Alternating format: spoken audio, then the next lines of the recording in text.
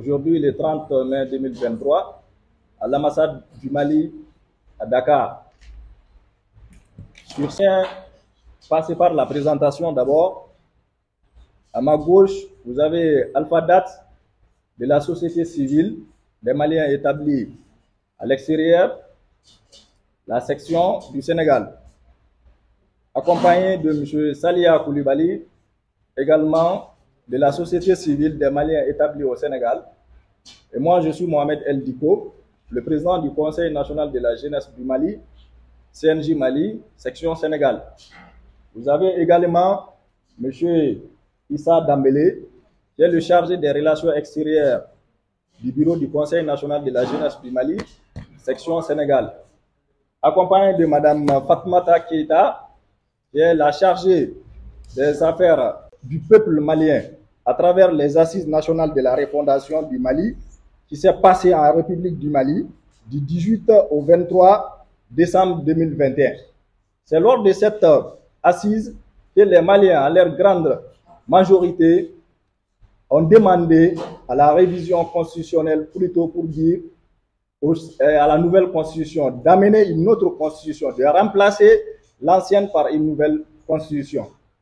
Tout d'abord, je tiens à saluer son Excellence, Monsieur l'ambassadeur du Mali en République du Sénégal, Mohamed El Mouktar, pour son engagement, son courage et sa disponibilité pour son pays, mais aussi pour sa jeunesse en particulier. Sur ce, on va commencer cette conférence de presse. La nouvelle constitution à laquelle nous souhaiterons vous en parler est un document qui est composé essentiellement de 29 pages, 14 titres et 191 articles. Et toutes les couches de l'appareil, toute la fonctionnalité du Mali se résume à l'intérieur de ce document-là, qu'on appelle la Constitution. Et l'objectif de cette conférence de presse n'est rien d'autre que de faire passer le message, que de sensibiliser toute la communauté malienne au Sénégal, Gambie, Guinée-Bissau et Cap-Vert à travers sa jeunesse, de voter massivement pour un oui le 18 juin 2023.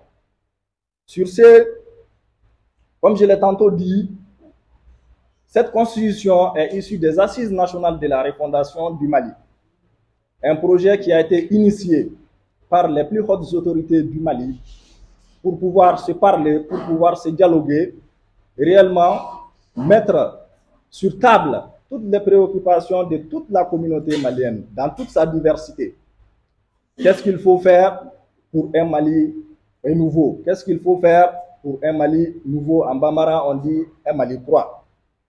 Donc, après réflexion et consultation de l'ensemble des couches de la communauté, il est apparu d'une décision de finalisation qui n'est d'autre que la Constitution.